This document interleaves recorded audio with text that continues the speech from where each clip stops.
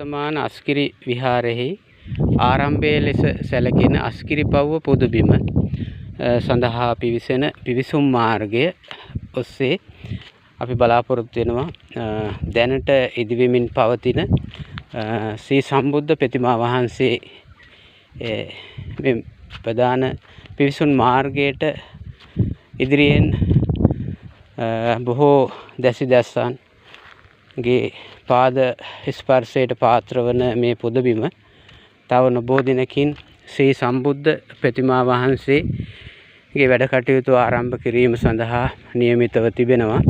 ඒ සඳහා මේ වන විට ඒ සඳහා යොහුසුලුව වැඩ කටයුතු සම්පාදනය වෙමින් පවතින අවස්ථාව බොහොම සතුටුදායක අවස්ථාවක්.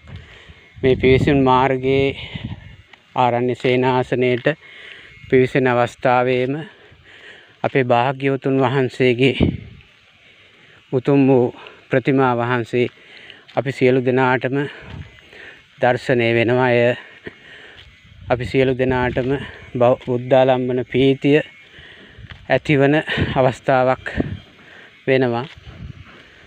අපි බලමු එහි වැඩ කටයුතු මේ වන විට කෙසේද ආරම්භ වෙලා තියෙන්නේ කියලා. මේ වන විට ඒ සඳහා සූදානමින් ඉන්නේ කාර්මික මහතුන් යොහුසුලු එහි වැඩ කටයුතු ආරම්භ කරනවා. දැනට ප්‍රතිමා වහන්සේගේ වැඩ කටයුතු ආරම්භ කිරීම සඳහා සියලු වැඩ කටයුතු සම්පාදනය වෙන මොහොත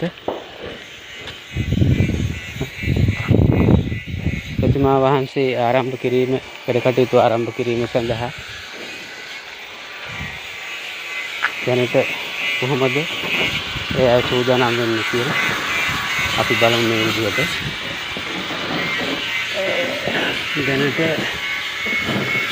කම්බි එළියීමේ කටයුතු නිම වෙනවා. තව සුළු මොහොතකින් ඉන්පසු බලාපොරොත්තු වෙනවා මේකට කොන්ක්‍රීට් දැමීම සඳහා. ඉන් අනතුරුව තව නොබෝ දිනකින් බලාපොරොත්තු වෙන ප්‍රතිමා වහන්සේගේ වැඩ කටයුතු ආරම්භ කිරීම සඳහා. පුණ්‍ය භූමිය